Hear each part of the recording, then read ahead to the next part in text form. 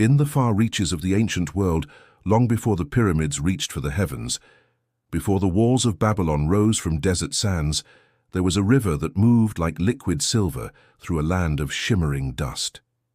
The Indus River, quiet, patient, eternal. Along its winding veins, humanity carved one of its earliest masterpieces, a civilization vast and intricate, born from mud and imagination. No one remembers their name for themselves. No grand epic or kingly chronicle survived to tell us what they called their world. Yet their silence hums across the centuries, in the ruins of Harappa and Mohenjo-Daro, in bricks still aligned to forgotten stars. They were builders, dreamers, engineers of order amid chaos. And though time has swallowed their words, the stones they left behind still whisper, "We once lived here and we knew beauty." Imagine it now, 2600 BCE. The heat of the plains ripples like glass. Along the banks of the Indus, the air smells faintly of clay and riverweed. From above, the cities gleam like a constellation mapped upon the earth. Streets laid in straight lines, precise, deliberate, as if drawn by a divine surveyor. Drains run beneath the roads, channeling waste away from homes. Wells stand in courtyards, built for every household. The world beyond them is raw and uncertain, yet within their walls order reigns. Mohenjo-Daro, the mound of the dead. Even in ruin it feels alive. 2,000 years before Rome's aqueducts, its citizens bathed in flowing water. At the heart of the city, the Great Bath, a sunken pool lined with bitumen to keep it watertight, gleams beneath the sun. Perhaps it was sacred, perhaps civic. Perhaps both, for in that age there was no clear line between the holy and the human. Here life moved in rhythm with the monsoon. Each year the rains came, sudden, generous, terrifying, and the river swelled, spilling its lifeblood across the plains. From the flood came silt, from silt came grain, from grain came cities. It was a bargain struck between earth and sky, written in water. And for centuries the people of the Indus kept that bargain. But who were they? No empire, no pharaoh, no scribe proclaims their deeds. They left no statues of kings, no boasts carved into stone. Instead they built with quiet precision. Thousands of uniform bricks fired in kilns, warehouses to store grain, docks for trade, workshops for craftsmen who shaped beads from carnelian and shells, who spun cotton, perhaps the first to ever do so. Theirs was a civilization not of conquest, but of craft.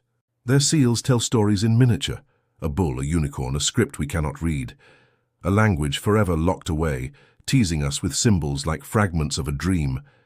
Archaeologists have searched for a Rosetta Stone, a key to open that sealed door, but none has yet been found. And so we are left to guess at their words, their prayers, their names.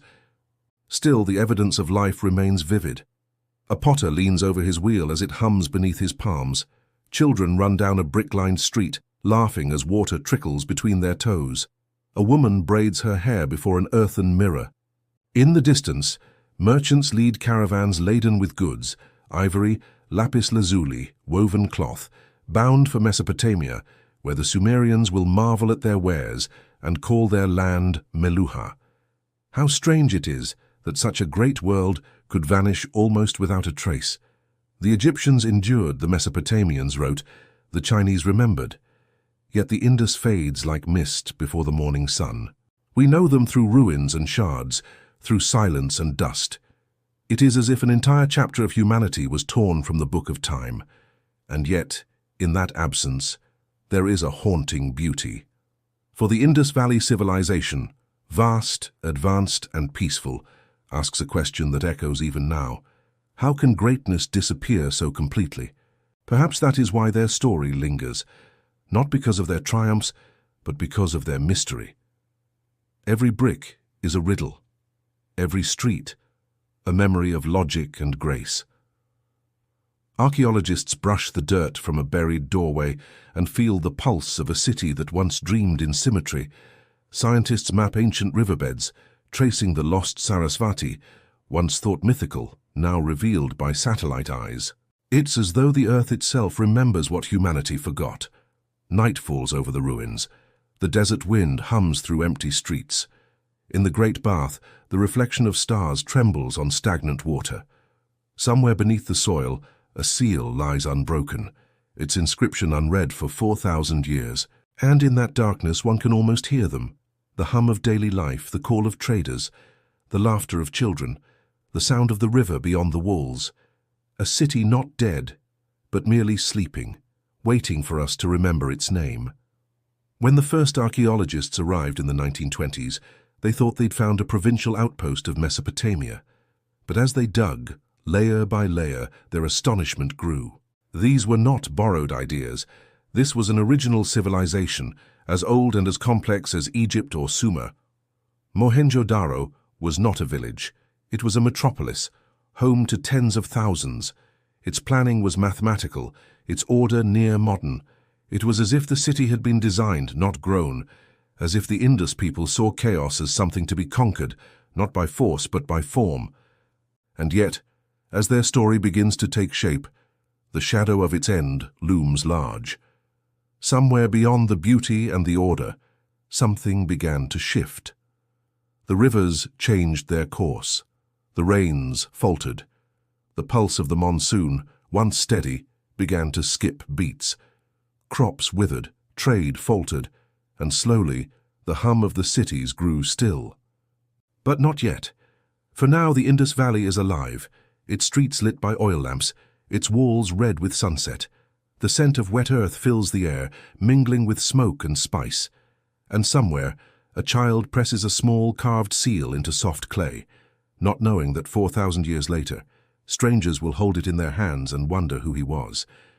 The dawn of civilization has come, and though time will erase their words, tonight their story begins again. Dawn spills across the plains, a slow tide of gold washing over the rooftops of Harappa. Smoke rises from hearths, mingling with the scent of baked clay and wet grain. Merchants open their stalls, their bronze scales glinting in the morning light. Somewhere beyond the city walls the river murmurs, constant, eternal, the pulse that binds them all. To walk the streets of Harappa is to enter a geometry of life. Every lane, every drain, every home fits within a larger plan, an invisible order that speaks of minds obsessed with harmony. It is as if they believed chaos itself could be defeated by design. There are no palaces here, no monuments to power, no colossal statues of gods demanding fear or tribute. The rulers, if they existed, left no thrones behind. Their authority, it seems, was practical, not divine.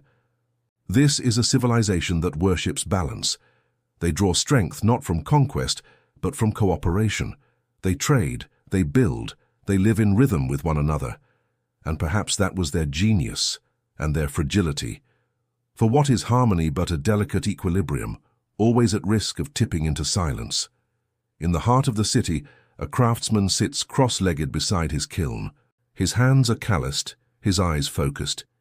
He shapes a small figurine, a woman adorned with intricate jewelry, her posture calm, almost divine.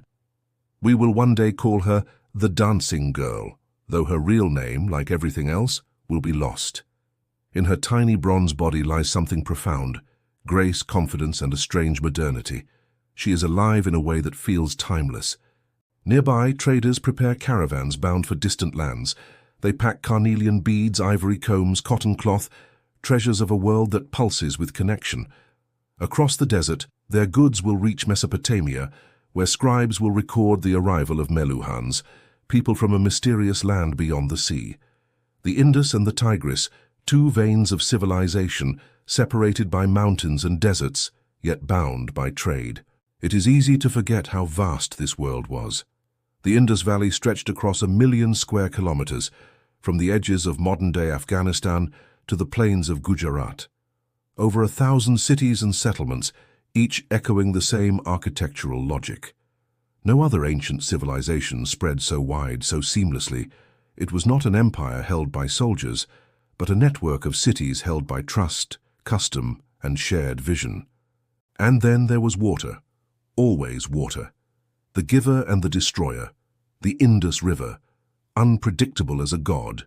One year generous, the next cruel. It flooded their fields, nourished their crops, shaped their destiny. The people learned to listen to it. to read the pulse of the monsoon, to build canals that tamed its moods. Their calendars revolved around its rhythm, their festivals celebrated its return. Theirs was a civilization literally built on the faith that the river would always come back. But rivers are not eternal. Beneath the surface of stability, the earth itself was shifting. Deep underground, tectonic forces stirred. Rivers began to wander, old channels dried, new ones carved strange paths through the plains. The great Sarasvati, the sacred river of later Indian memory, began to fade. To those who lived by her banks, it must have felt like a god dying. And still life went on. Cities adapted, farmers dug deeper wells, merchants found new routes. There is resilience here, quiet but profound. The Indus people did not collapse in a single moment. They endured, adjusted, persisted. It was not a fall but a long, slow fading. Like a song played softer and softer until the last note is barely heard. Perhaps they believed it was only temporary, that the rains would return, that the river would rise again. Perhaps they looked at the sky, just as we do, and waited for the clouds to break. But as centuries passed, the monsoon betrayed them. Rains weakened. Fields cracked beneath the sun. Grain stores ran low. Trade dwindled. The docks of Lothal stood silent. The streets of Mohenjo-Daro, once alive with laughter, grew still. The hum of industry faded, replaced by the whisper of wind through empty walls. The cities were not destroyed by war or fire. They were abandoned slowly, gently, like candles snuffed one by one in a darkening room. What did they think, those final generations who watched their world recede? Did they wonder what sin had angered the river? Did they pray to gods we cannot name? Did they bury their seals and idols, hoping their children might one day return? We can only guess. In one forgotten settlement, archaeologists found the skeletons of a family lying together in the street. No signs of violence, no weapons, just stillness. Perhaps they died of hunger or disease or despair, or perhaps they simply refused to leave. Perhaps they could not imagine life beyond the walls that had given them order and meaning. There is tragedy here, not of blood, but of silence. The kind of tragedy that creeps slowly, invisibly, until even memory itself begins to fade. For when a civilization falls without words, without witnesses, it leaves behind not ruins but ghosts. And yet even in death they endure. The legacy of the Indus runs deep, hidden beneath layers of soil and time. Their systems of measurement, their love for precision, their reverence for water, all echo faintly in the cultures that followed.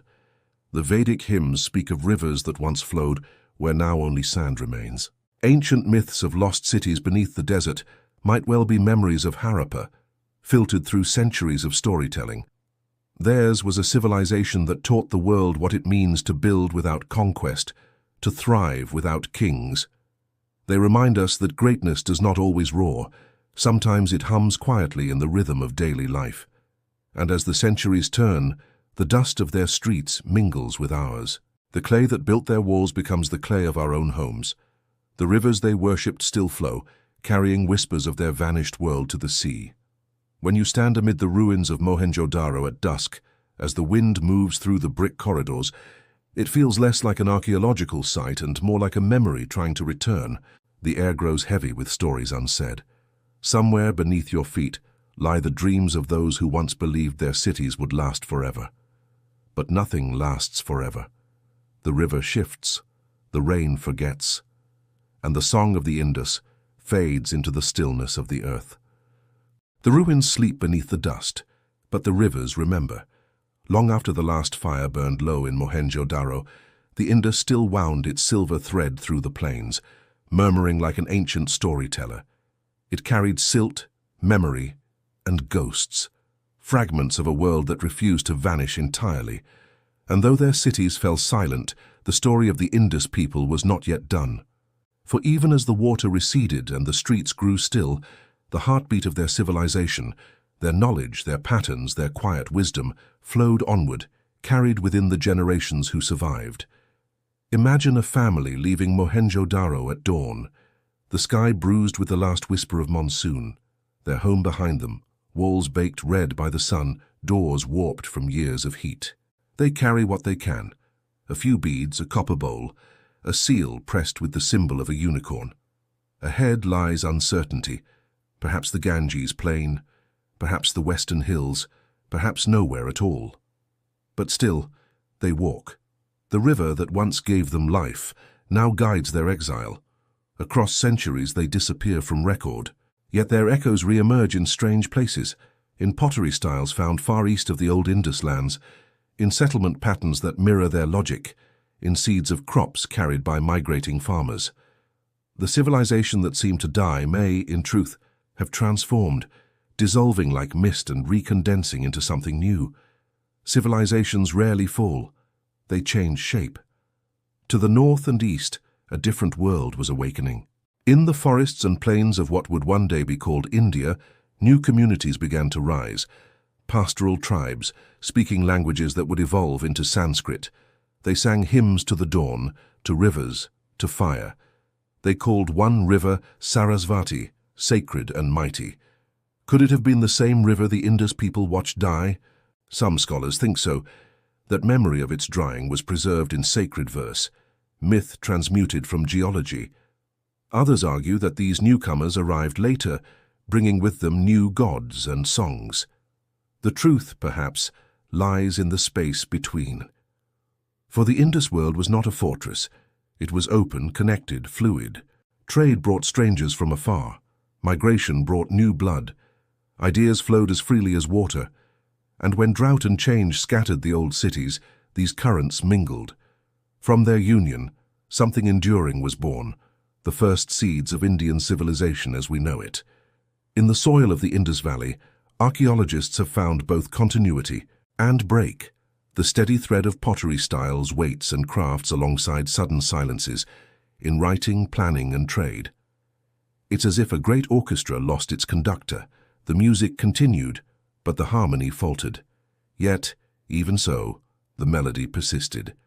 The people who had once bathed in the great bath might one day become the farmers who sang hymns to the dawn gods. The worshippers of water and earth might evolve into those who praised Sarasvati and Indra. The world changes its names, but the river beneath remains the same. And what of their script?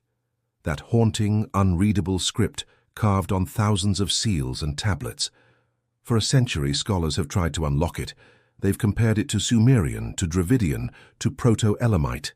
They've mapped patterns, counted symbols, analyzed frequencies, but the key eludes them. Each theory glimmers for a moment before fading back into uncertainty. It is a strange irony, a civilization so advanced, yet voiceless. Their words surround us, but we cannot hear them. Their writing might hold their prayers, their laws, their dreams, but it remains a language of ghosts. And perhaps in some poetic way, that is fitting.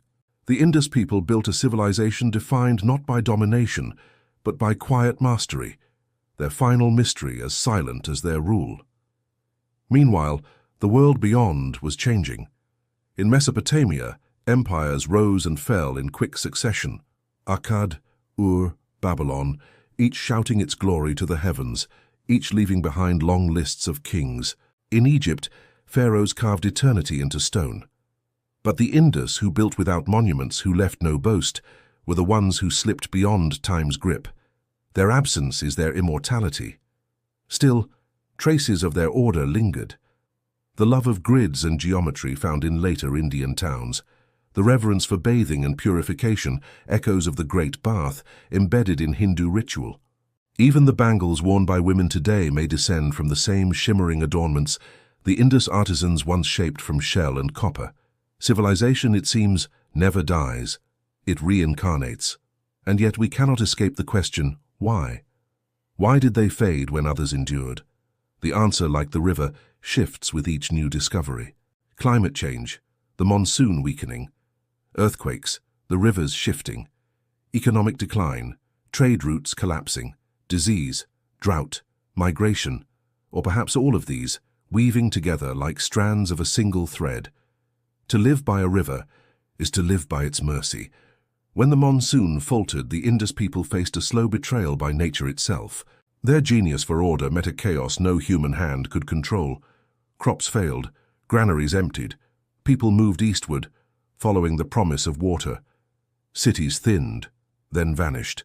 No war, no cataclysm, just exhaustion, a slow unwinding. The silence of their disappearance speaks louder than conquest ever could. It tells us that even the greatest human systems are fragile when nature turns away. That stability is an illusion, a balance always trembling on the edge. And yet beneath that melancholy lies something deeply human. The Indus story is not one of failure, but of endurance. For in their quiet dignity they achieved what few ever have: harmony. They built cities without kings, walls without wars, systems without spectacle. When they fell gracefully, leaving behind not ruin, but memory. Night returns to the Indus plain. The air grows cool. The stars shimmer above the river's curve. In the distance, jackals cry. Beneath the soil, 1,000 seals sleep. Each bears an animal: bull, tiger, elephant, as if the world itself were once their language. The symbols glow faintly in the moonlight, waiting for someone someday to understand. And perhaps when that day comes, the Indus will speak again, not in the voice of conquest, but in the voice of calm, of water, of time itself. For civilizations are like rivers. They vanish from sight, only to return in new forms, flowing still toward the sea. If you stand today on the baked plains of Sindh or Punjab, and the wind stings your eyes with sand, you could almost miss it, the faint lines that mark where once a civilization breathed. Beneath your feet lie millions of bricks, some still aligned in eerie precision, others shattered, softened by 4,000 monsoons. But if you listen closely, when dusk comes and the air cools, you can almost hear it. A pulse beneath the earth, the echo of water long gone. For all civilizations are built on faith, not in gods alone, but in the endurance of the world around them. The Indus people believed their rivers would always flow, that the monsoon would always return. But nature has its own rhythm, indifferent to human symmetry. Geologists have traced the story in the bones of the earth. They have mapped the ghost of the Sarasvati River, once vast and roaring, now a mere whisper of sand. They have studied sediments, ancient pollen, and isotopes from Himalayan glaciers, reading the climate like scripture. Around 1900 BCE, the monsoon began to falter. The rains that once drenched the Indus plains grew unpredictable. Fields dried, wells sank deeper. The fertile mud that sustained the cities cracked into dust. The people of the Indus were masters of adaptation, but even they could not outbuild the sky. In Mohenjo-Daro, you can trace the last efforts of those who stayed behind. Wells dug deeper, streets repaired. Walls rebuilt with smaller, weaker bricks, a sign of dwindling resources. It is a portrait of resilience and resignation at once, a civilization refusing to accept its own ending. They fought not with armies, but with shovels, with patience, with hope. But hope cannot feed the hungry. The great storehouses that once brimmed with grain stood empty. The trade routes to Mesopotamia, once vibrant arteries of wealth, fell silent as Sumer too entered its twilight. Across the ancient world, the web of exchange began to unravel. As empires rose in one corner, they withered in another. And so the Indus, caught between the river's retreat and the world's shifting tides, found itself isolated, its cities stranded in dust. Archaeologists have found signs of decline. Fewer luxury goods, less uniform weights, disorganized layouts in later settlements. It is as though the invisible hand that once held their world in perfect order had loosened its grip. The people still built, still traded, still dreamed, but something essential had changed. The rhythm was gone, and in that vacuum, something else began to stir. To the north and west, new waves of people were moving, pastoral tribes, speakers of early Indo-European tongues. Their arrival, whether slow migration or sudden movement, coincided with the Indus decline. The old cities were fading just as new cultures began to rise. It was not invasion in the fiery sense that history loves to tell, but a merging, an absorption, slow and complex. The newcomers brought their own gods, their own songs, their own skyward rituals. The old Indus faiths, grounded in earth and water, began to mingle with these celestial ones. From that meeting, of river and steppe, Of settled farmer and wandering herder, the roots of Vedic India began to form. The gods of thunder met the goddesses of fertility. The worship of rivers continued, but with new names and new hymns. The continuity is faint but real, like a melody rephrased in a different key. Still, for those who lived through it, it must have felt like loss. Imagine an old man in the last years of Mohenjo-Daro, watching as the wells go dry, as neighbors leave one by one. He remembers when the streets were full of laughter, when the great bath shimmered under the sun. Now, the city feels hollow, too big for the few who remain. He packs a few belongings, a handful of grain, a carved amulet, a memory of what once was. Before leaving, he touches the wall of his house, the brick warm beneath his fingers, and whispers a goodbye that no one will hear. Generations later, the wind will bury his city beneath layers of dust until even its name is forgotten. When British engineers first uncovered Harappa's bricks in the mid-1800s, they mistook them for Roman ruins. They carried them away to build railways, unaware that they were dismantling one of humanity's oldest cities. It would take another 70 years for the world to realize what they had found. Not a colony, not a kingdom, but a lost world that had flourished when the rest of the earth was still learning to dream. And when they brushed the dirt from those ancient streets, they found not chaos, but calm. Streets aligned to the cardinal directions. Drainage systems so advanced they could shame medieval towns. The same standardized brick measurements across hundreds of miles. This was not random. This was reason made tangible. It is difficult to imagine such order without rulers, yet no tombs, no palaces, no thrones. Their leadership, if it existed, left no mark of tyranny. Perhaps it was collective, councils of elders, merchants, builders. A democracy before democracy had a name. Theirs was a civilization ruled by consensus, not conquest. And therein lies the paradox. Because they built no monuments, we struggle to remember them. Because they made no kings, we struggle to tell their story. History favors noise, but the Indus people spoke in whispers. And so, when they vanished, the world barely noticed. Yet silence is not the same as absence. Their influence lingers in the way the Indian subcontinent still organizes its towns, in the reverence for rivers, in the artistry of jewelry, in the quiet dignity of labor. Their script, though unreadable, continues to fascinate, each sign a fragment of identity, each symbol a hand reaching across millennia. Sometimes I think that is their final lesson, that greatness does not need monuments, and civilization is not measured by how loud it shouts, but by how deeply it endures in the soil of the human heart. In the glow of sunset, the Indus ruins turn gold. The shadows stretch across the cracked bricks. The air hums with heat and memory. Somewhere beneath the silence a whisper remains, not of kings or wars, but of a people who mastered the art of living with the earth, until the earth at last changed its mind. The night wind sweeps through the ruins, and the stars shimmer above the Indus like scattered embers. It is easy, standing here now, to forget that this was once a world of light, a web of cities alive with sound, trade, and the quiet certainty of order. But every civilization believes itself eternal until the earth reminds it otherwise.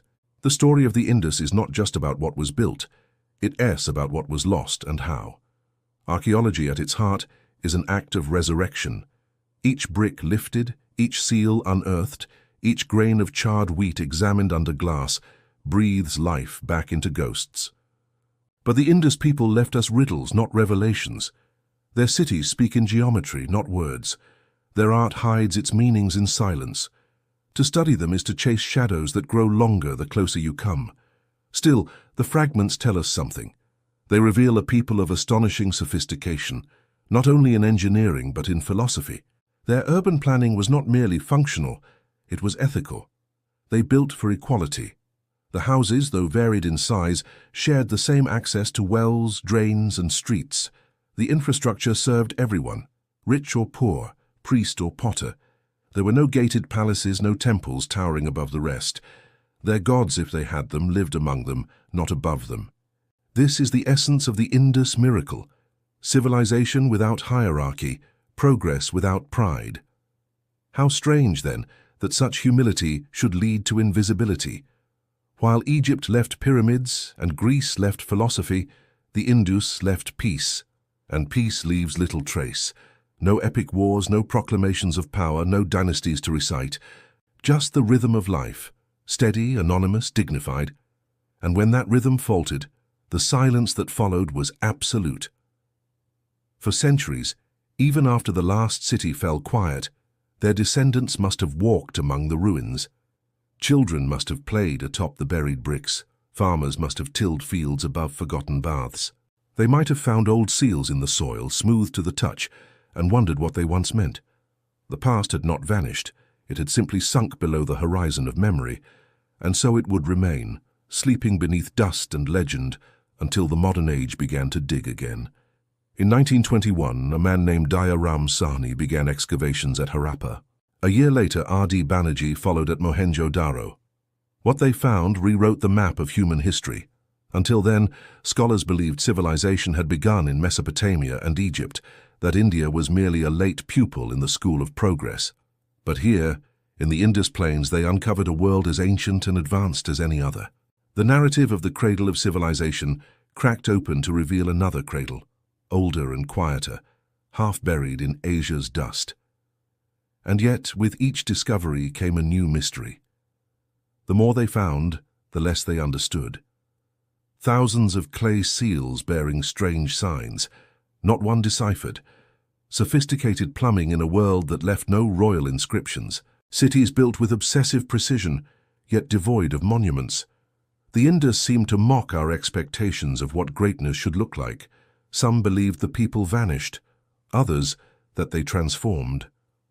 There are echoes of their blood and customs in modern South Asia, in the Dravidian languages of the South, in the ritual purity of water, in the art of bead-making still practiced in Gujarat.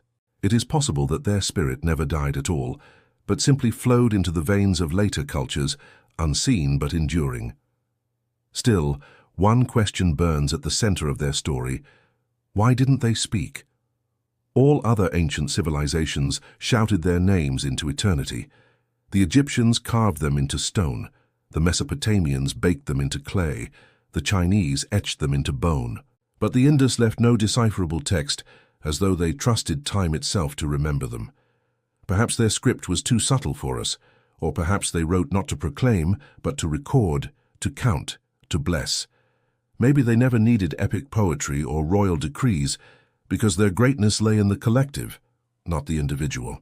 Theirs was not a civilization of I, but of we, and we, once broken, dissolves quietly into the soil.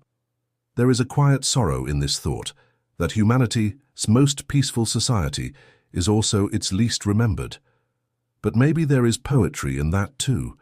Perhaps oblivion was their final act of harmony, fading into the same earth they revered, leaving no scar upon it.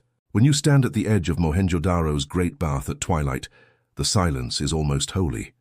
The air cools, the brick floor glows faintly, and the stars begin to shimmer in the water's surface. The reflection trembles, as though time itself were rippling. You can almost see them, the figures of a vanished world. The potter wiping sweat from his brow, the mother washing her child, the priest, if priest he was, stepping into the pool with slow reverence. The wind carries the scent of dust and distance. Somewhere a night bird cries. You feel for a moment that the centuries have thinned, that you could reach across and touch them, if only you dared. But then the sound fades, and the ruins remain unmoving and inscrutable. It is in that moment that the tragedy of the Indus truly sinks in. Not that they died, but that they cannot speak. And yet, perhaps they have been speaking all along, through the things they left us, through the logic in their layouts, the symmetry in their streets, the grace in their artifacts, through the idea that civilization can exist without domination, through the soft reminder that progress is not measured by power, but by peace. Their voice is quiet, but it endures, not in books or monuments, but in the rhythm of life itself. As the night deepens, the stars drift across the river's slow surface, and one begins to understand the Indus Valley civilization never truly vanished. It simply dissolved back into the elements from which it came, water, earth, wind, and silence, and in doing so became immortal in a way no empire ever could. The desert does not forget. Beneath its stillness lies the memory of water, and beneath that memory the pulse of the people who once called it home. Even now the wind over Sindh and Baluchistan carries grains of ancient dust, fragments of the bricks that once formed homes, wells and streets.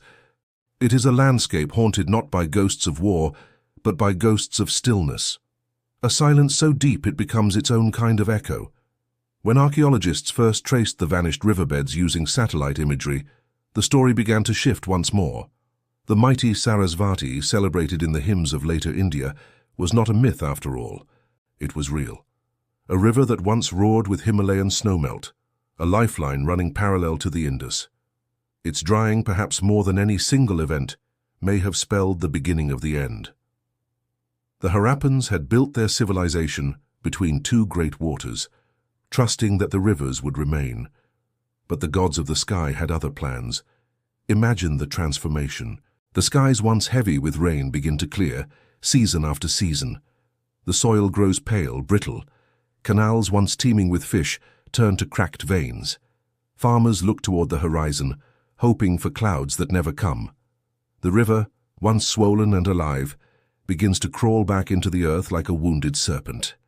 And as the water recedes, so too does the rhythm of life.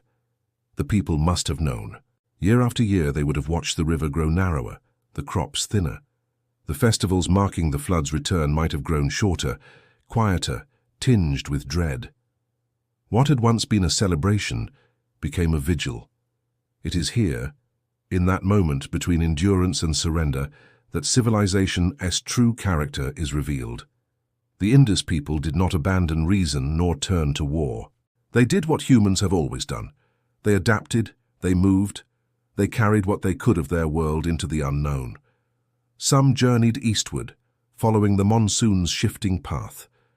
Others turned south, toward the coast, clinging to the last veins of water. The empire of bricks became a migration of footsteps. There are traces of them in the later Chalcolithic cultures, in Gujarat, in Rajasthan, in the Gangetic plains. The pottery changes, but the hands that shape it remember. The techniques survive, the art of bead-making, the love of symmetry, the devotion to craft. Even as their cities died, their spirit flowed on. That is perhaps the quiet brilliance of the Indus story, that even in collapse there was continuity. There was no apocalyptic fire, no sudden erasure, just the slow turning of the seasons and the stubborn persistence of life. And then, centuries later, new voices began to sing, the composers of the Rig Veda, speaking of dawn and sacrifice, of rivers and gods. The landscape they describe feels both familiar and changed, the rivers fewer, the skies vaster. Their hymns remember Sarasvati, now only a memory. Perhaps unknowingly they were singing elegies for a civilization already gone. This, then, is the strange poetry of history, that memory and myth are sometimes one and the same. The Indus people vanished into silence, but their shadow lingered in the verses of those who came after. The Vedic world may have risen from their bones, carrying fragments of their customs, their reverence for water, their discipline of space and form. Civilization, it seems, never truly ends. It reincarnates. And yet, the question remains, did they know it was ending? Imagine the final monsoon that never came. The wind heavy with dust, the air sharp with heat. The sound of rain promised but never delivered. The riverbeds like scars across the earth. In the city's heart, the great bath stands half filled with stagnant water, reflecting a red sun. The people still bathe, perhaps out of habit, perhaps out of faith. A ritual against despair. An old man carves one last seal, his hands trembling as he presses the symbol into clay. He sets it aside to dry, unaware that it will survive 4,000 years while his world does not. He dies believing the river will return. And perhaps it does, but not for him. Centuries later, his city will crumble. Sand will fill its drains. The bricks, stripped by wind, will be taken by farmers to build walls for their fields. A civilization will become clay again. When explorers first uncovered Mohenjo-Daro, they marveled at how well it was preserved. Streets still straight, houses still standing. It was as if time had frozen mid-breath. The people had not been conquered, only forgotten. Their disappearance was so complete it seemed almost merciful, a civilization that exited history with grace. And yet, beneath that grace lies something deeply human. The story of the Indus is not just ancient history. It is a mirror. It tells us what happens when balance fails, when the forces that sustain us shift beyond our control. It is not only the tale of a vanished world, but a warning to the living one. For even now we live by rivers, we build cities upon their banks, trusting their constancy. We map our seasons by the sky, assuming its patience. But the monsoon that betrayed the Indus could betray us too. Climate, that invisible monarch, has always ruled civilization, quietly, impersonally, without mercy. The Indus people did not fall because they were weak. They fell because the earth moved beneath them, because the sky grew dry, because they built their eternity on the promise of a river. And yet, in falling, they left behind something indestructible, an idea. That order can exist without tyranny. That greatness can flourish without conquest. That beauty need not be loud. In an age of empires built on war, the Indus stands apart, a civilization that found power in harmony, not domination. The lesson endures even if their language does not. When night deepens over the ruins and the air cools to stillness, you can feel the symmetry of their dream lingering, the balance between earth and water, silence and sound, life and dust. The stars above the Indus are the same stars they once mapped, the same sky that watched them rise and fade. Civilizations die, rivers shift. The world forgets, but the silence that follows, that deep, resonant silence, is its own kind of eternity. The sun rises over Sind, and for a fleeting moment the ruins glow like embers. From above, the city's plan still holds, the grid, the order, the veins of civilization laid bare in dust. To the untrained eye, it is chaos, rubble, shadows, the broken skeleton of a forgotten age. But to those who listen with patience, Mohenjo-Daro still hums with logic. Its streets form lines of intention. Its drains whisper of a people who believed that cleanliness was kin to divinity. They did not build pyramids. They did not carve their rulers into eternity. Instead, they built systems, silent miracles of cooperation that functioned long after their names were lost. And in that silence lies a deeper kind of genius, one that feels almost alien to us now. For they understood something that modern civilizations forget again and again, that the truest monuments are invisible, made not of stone, but of structure. Even in ruin, Mohenjo-Daro breathes order. Each house connects seamlessly to a drainage channel. Each block aligns to the cardinal directions. A civilization built like a heartbeat, every part connected to the whole. And that is perhaps the greatest tragedy of its fall. Not just the loss of a city, but the unraveling of a system designed to endure. Archaeologists call it the Harappan civilization. But civilization feels too small a word, too dry, too academic. To stand among its remnants is to feel something almost spiritual. The bricks beneath your feet are not just bricks. They are decisions. They are centuries of wisdom fired into clay. And yet, for all their brilliance, they could not escape the oldest law of all, impermanence. The story of the Indus Valley is not a fall in the dramatic sense. There were no invaders at the gates, no inferno of war. It was a long withdrawal, a slow exhale. Like the tide receding from the shore, the people slipped away, leaving their order behind for the sand to claim. Perhaps some cities lingered longer than others, Harappa outlasting Mohenjo-Daro, smaller towns surviving in the drier east. Perhaps the memory of the great cities lived on in oral stories, in village myths, in rituals passed from parent to child. And maybe, just maybe, the people never thought of themselves as fallen at all. To them, life simply changed its shape, for civilizations are not corpses, they are seeds. When they fall into the soil of memory, and from them something new grows. Look closely and you can still trace the Indus in the India that followed, the reverence for water, the daily act of bathing as a ritual, the persistence of standardized weights in early markets, the love of symmetry in architecture, of geometry in art. Even the quiet dignity of Indian village life, its sense of balance and rhythm, feels like an echo of the Indus ideal. Perhaps this is the civilization's greatest success, that its ideas outlived its cities. But the question remains, why has it taken us so long to remember them? Partly it is because they left us no stories. The Egyptians told theirs in hieroglyphs, the Mesopotamians sang theirs in cuneiform, but the Indus script, compact, elegant, stubbornly mute, keeps its secrets. Some think it encodes an early form of Dravidian, others that it records trade, religion, or administration. But without a bilingual text, the key remains lost. And so the Indus world remains half-seen, its logic clear, its language invisible. It is a cruel irony. The civilization that may have invented writing in South Asia is the one we cannot read. Their voices surround us in thousands of tiny inscriptions, yet none of them speak.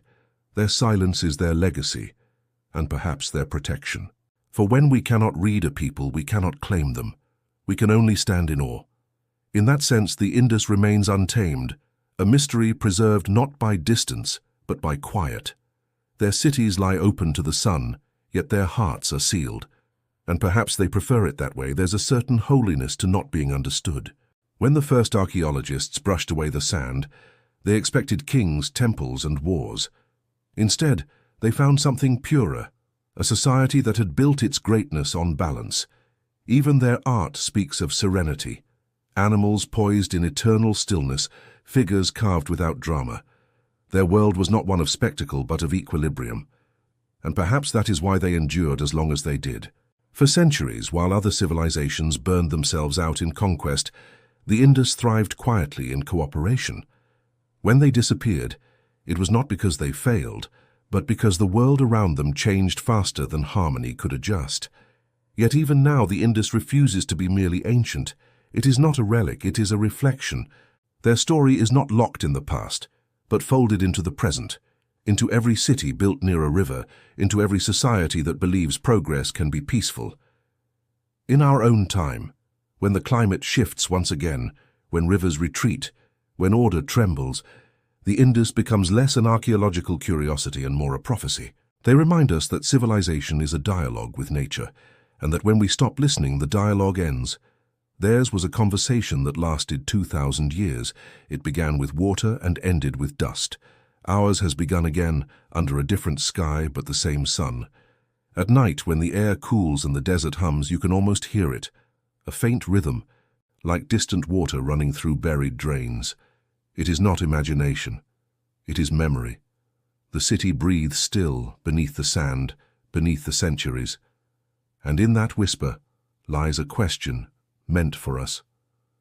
When our rivers fade, will we remember what they forgot? The silence of the Indus is not the silence of death. It is the silence of endurance, a lesson left in clay, a warning carved into the earth. The silence of the Indus is heavy, not empty but full, like the pause between heartbeats. It is a silence that holds weight, a silence earned, for it does not speak of defeat, but of completion. A civilization that lived its truth until the world it depended upon could no longer answer. To walk through Mohenjo-Daro at dawn is to step through time itself. The bricks still smell faintly of sun and clay. The streets still slope with careful precision, designed to drain rainwater that has not fallen in 4 millennia. Here and there, a doorway still stands, as if waiting for its owner to return. But no one will. The city sleeps, perfectly ordered in its ruin, a masterpiece of human design now surrendered to silence. What makes the Indus story so haunting is not the loss of their cities, but the absence of their sorrow. No last stand, no record of despair, no final inscription of doom. They simply faded, like the river that gave them life, retreating with quiet dignity. It is a kind of ending modern humanity rarely achieves. We who measure greatness in noise struggle to understand such an exit. But perhaps they understood something deeper, that impermanence is the rhythm of all things. The river flows, the earth shifts, the sky forgets. And yet, in the cycle of loss and renewal, something eternal survives.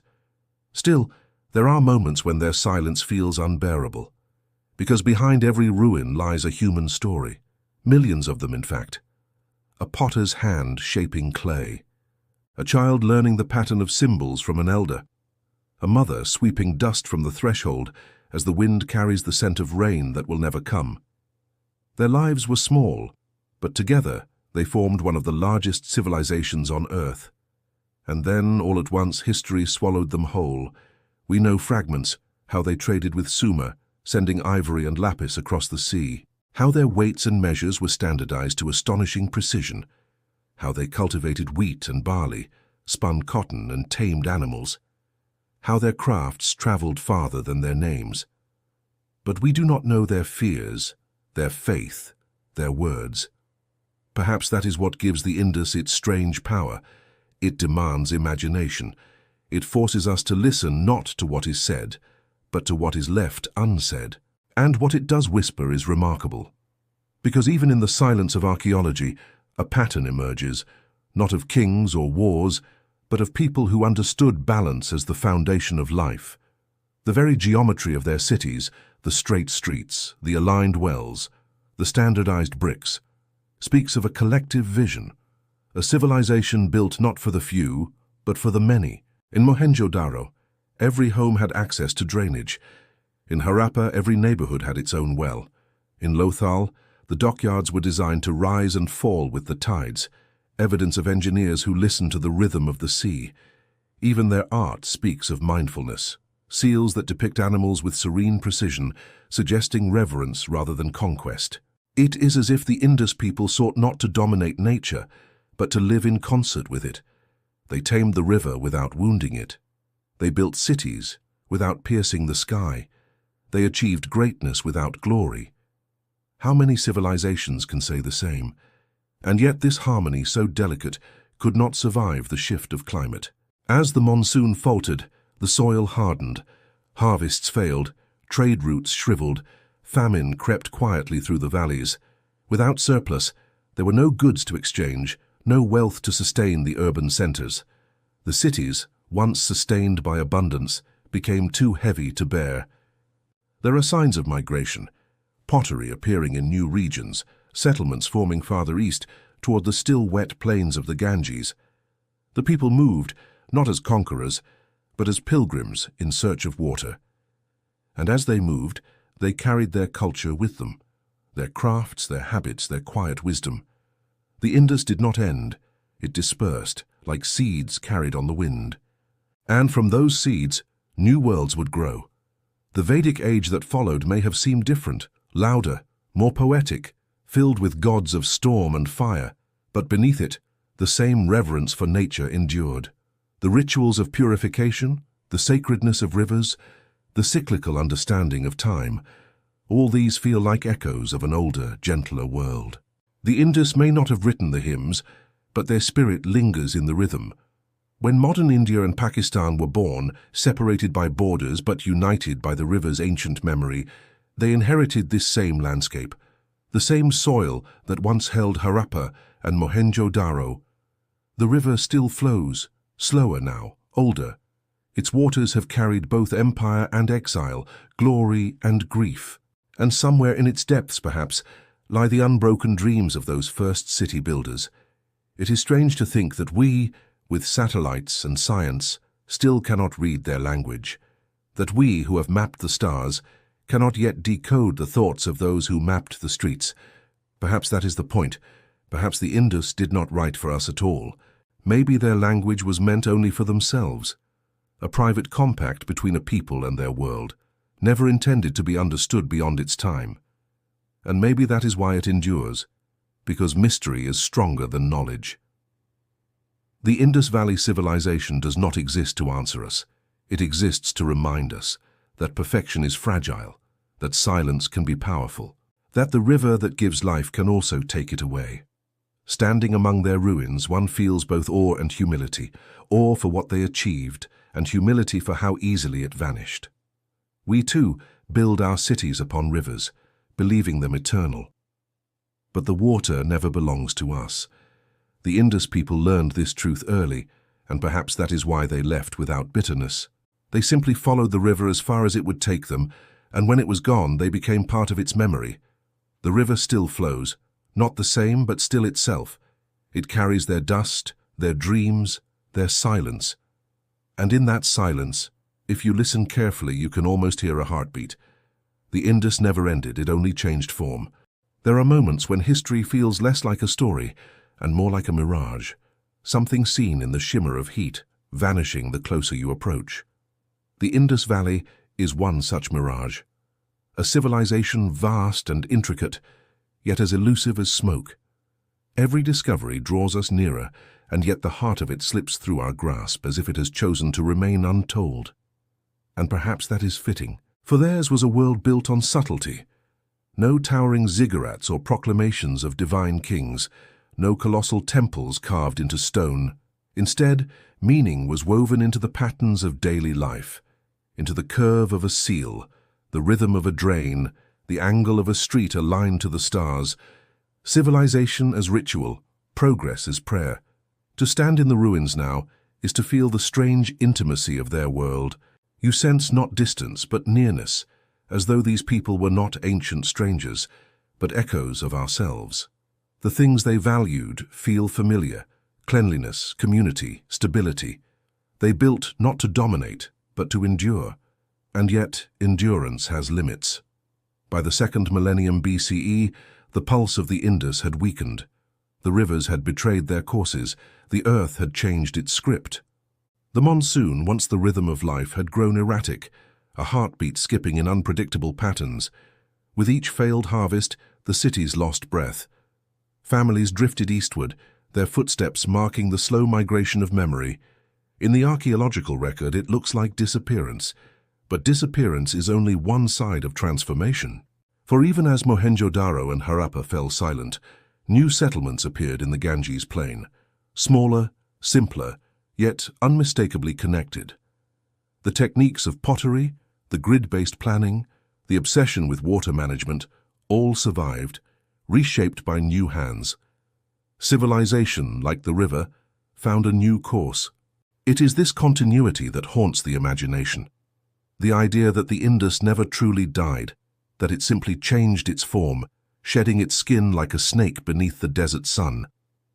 You can see it in the rituals that endure in South Asia today, the daily act of bathing before prayer, the offering of water to the gods, the sanctity of rivers. These customs are not coincidence, they are inheritance. Beneath the Vedic hymns, beneath the philosophies of later India, the Indus still murmurs. The great bath of Mohenjo-Daro is gone, but its spirit lives in every step taken into the Ganges, every immersion that seeks cleansing, not conquest. The Harappan reverence for balance, for aligning life with water and sky, still shapes the continent's soul. In this way, the Indus achieved something few civilizations ever have: immortality through absorption. And yet, we long to know their names. The seals they left, tiny, intricate, impossibly beautiful, show animals poised with divine stillness. Bulls, elephants, unicorn-like creatures, all framed by a line of unreadable signs. What did those symbols mean?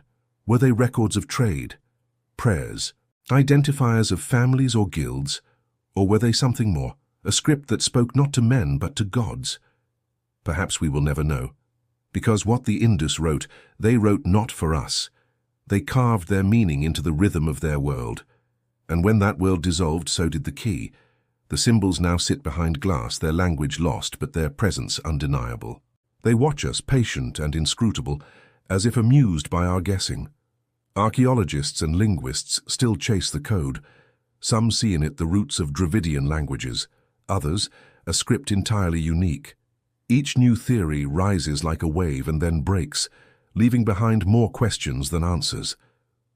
It is a humbling reminder that even in an age of algorithms and machines, there are still mysteries beyond our reach. Perhaps that is why the Indus captivates us so deeply, because it resists being conquered by knowledge.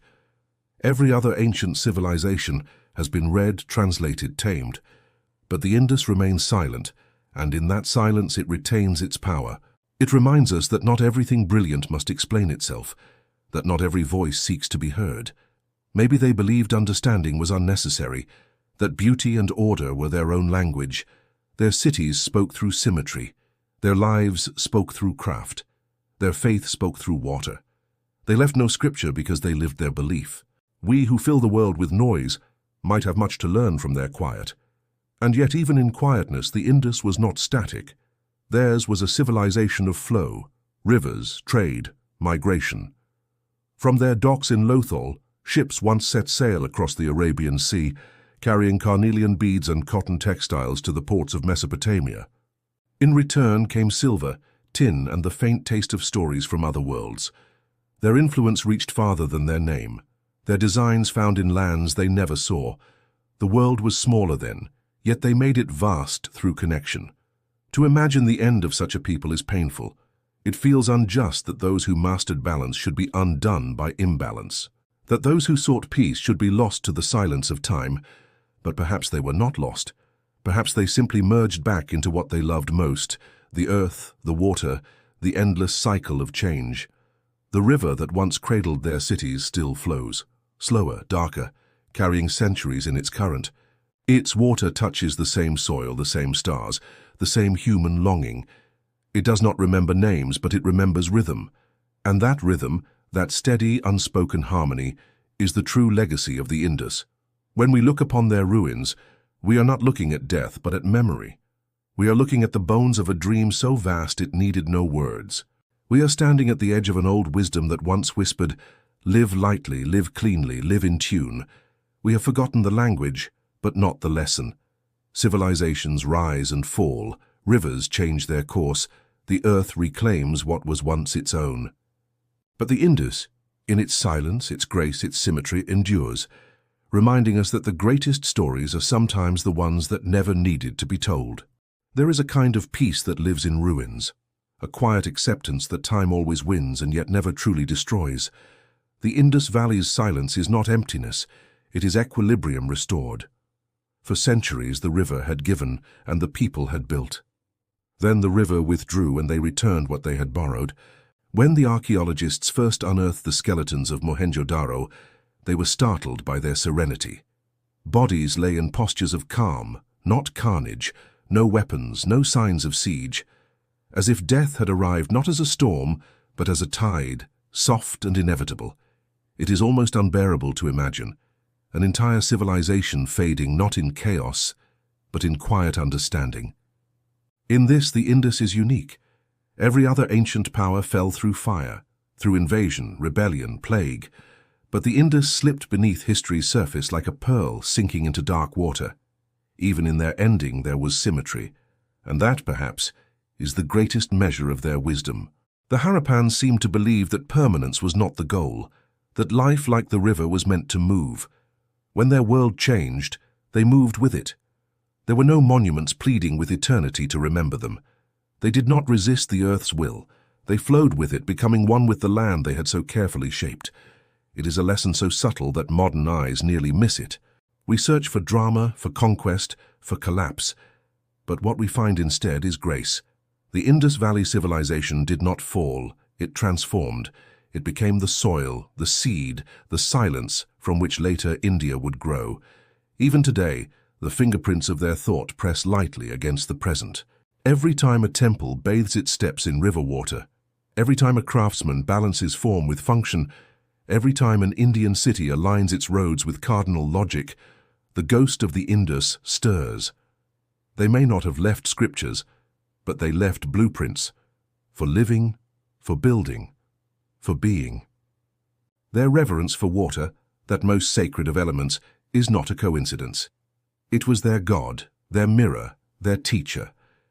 To the Indus, water was both destroyer and redeemer, chaos and purity intertwined. They learned to read its moods, to build with its rhythm, to accept its authority. Even now, 4,000 years later, the Indian subcontinent still measures its life by the rains. Perhaps the truest legacy of the Indus is not what they built, but what they believed.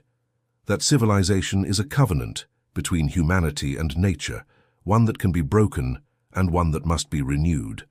For when the rains failed, so did the cities. It was not ignorance that doomed them, but faith. Faith that the cycle would always return, that the river would always forgive. And when it didn't, the Indus did not rage. They withdrew quietly into history's shade. Yet in that withdrawal, they left behind a mystery that humbles even the modern mind. We, who measure progress in data and speed, look upon their cities and see something uncanny. a world ancient yet strangely modern. Their drainage systems surpass those of medieval Europe. Their urban grids mirror our own. Their focus on hygiene, equality, and balance feels like a philosophy out of time. And yet they needed no machines, no kings, no empires. How did they achieve such harmony? Maybe the answer lies in what they refused to build: walls. Their cities were open, unfortified. Trade and trust, not weapons, held them together. In a world that worshipped power, they worshipped precision. Where others sought eternity through conquest, they found it in coordination. They remind us that civilization does not have to roar to be great. It can hum, it can breathe, it can be gentle. And yet, their gentleness was their undoing, or so the earth would have it. When the climate changed, when the rivers shifted, there was no army to rebuild the order, no central authority to command recovery. The very decentralization that made them free made them fragile. Like a web of silk, strong in pattern but delicate in pressure, their world unraveled quietly. It is tempting to romanticize that silence, to see poetry where there was perhaps hunger, to imagine dignity where there was desperation. But the truth is likely both. They suffered, but they endured it with a grace that left no scars. And maybe that too is a kind of strength. When you stand before the great bath, its stones warm in the sun, you feel it, that paradox of presence and absence. The pool is empty, yet it holds something sacred. Its steps lead down into stillness, as if inviting you to descend into memory itself. The water is gone, but the reflection remains. The reflection of a people who once built paradise in mud and clay, who learned how to make permanence from impermanence, and then surrendered it back to time. The Indus story is not a tragedy. It is an elegy, a soft hymn to the impermanent beauty of order, sung by a civilization that knew how to vanish without bitterness. And so their ruins do not mourn, they meditate. The streets, the wells, the baths, they do not tell us of loss but of completion. The Indus people did not fail, they simply finished. And in that finish lies a question for us. When our own rivers dry, when our machines fall silent, when our empires fade, will we vanish as gracefully? For if we have forgotten their name, perhaps it is because they whispered it too quietly for the noise of the future to hear. But the river still remembers. It winds through the plains as it always has, carrying silt, secrets, and stories. Its banks may have changed, its waters darkened, but its soul remains the same. Somewhere deep within its current, the Indus civilization still flows, unseen, unspoken, but eternal. And when the wind moves across the old floodplains at dusk, carrying the scent of wet earth and dust, it feels almost as if the world is breathing again, as if time itself pauses to listen, to remember. The light fades slowly over the Indus plain, as if reluctant to let go. The horizon burns gold, then amber, then the deep violet of memory. Somewhere far below the dust, the bones of streets still lie in perfect lines, the geometry of a vanished mind. Above them the river twists like a silver thread through shadow, eternal witness to what was and what will be. It has been 4,000 years since the last fire burned in Harappa, and yet the world has not escaped its orbit. The Indus Valley civilization endures not as ruin, but as rhythm, woven into the pulse of the subcontinent itself. Its logic, its humility, its silent grace, all still echo in the way a city breathes, in the way a farmer prays for rain, in the way a craftsman shapes clay. They say time erases all things, but time too has a memory, and sometimes it keeps the ones who left quietly. Perhaps that is why the Indus continues to haunt us, because it does not shout across the centuries like the empires of stone and sword. It hums like a forgotten melody we somehow still recognize. Theirs is not a legacy of domination, but of design, of the human instinct to bring harmony to chaos, to make sense of the world with our hands. Imagine one final night in Mohenjo-Daro. The air is heavy, still, full of dust. The wells are low, the streets quiet. Families sit together beneath the dim glow of oil lamps, speaking in voices too soft for history to catch. Somewhere a mother sings to her child. Somewhere an elder tells a story of the river's past floods, the years of plenty, the seasons of joy. They do not yet know they are the last. The city will fade, the river will shift, but this moment, this small flame of human connection, will carry forward unseen, folded into the generations that come after. When dawn comes, they will leave, walking toward new lands, new rivers, new lives. And so the civilization does not end. It migrates, it evolves. Thousands of years later, others will arrive. Strangers in pith helmets and linen suits, their hands filled with shovels and notebooks. They will dig through the dust, their hearts racing as the first straight street emerges, as the first seal glints in the light. They will name it Mohenjo-Daro, the mound of the dead, unaware that the city beneath their feet once lived more cleanly, more peacefully than any they have ever known. And when they look upon the great bath, they will marvel. For here was a people who built their faith not in temples of stone, but in the simple act of purification, water as renewal, ritual as reminder. A civilization that believed the divine was not above them, but among them. What makes the Indus so modern, so startlingly close, is its humanity, its refusal to glorify power, its obsession with balance, its quiet belief that order itself was sacred. And yet, for all that we have uncovered, the greatest treasure of the Indus remains locked away: their language. Thousands of symbols, carved into steer-tight seals and clay tablets, still defy translation. Each one is a door we cannot open. Perhaps behind them lies the answer to who they were, their poems, their laws, their laughter. Or perhaps, like everything else they built, their writing was never meant to be eternal. Perhaps it too was designed to fade, to serve its purpose, and then return to dust. There is a strange beauty in that thought, that they did not write for immortality, but for immediacy, that their greatness was never meant to be remembered, only lived. In this, the Indus people stand as quiet philosophers of impermanence.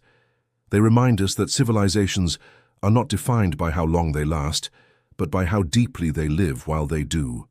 And maybe that is the reason their ruins move us more than the monuments of kings, because in their silence we see ourselves. Our cities too are fragile. Our balance too depends on the whims of climate and time. We too build with faith in rivers and skies that may one day turn away. The Indus whispers to us across millennia, "You are not eternal, but you are beautiful while you last." Perhaps that is enough.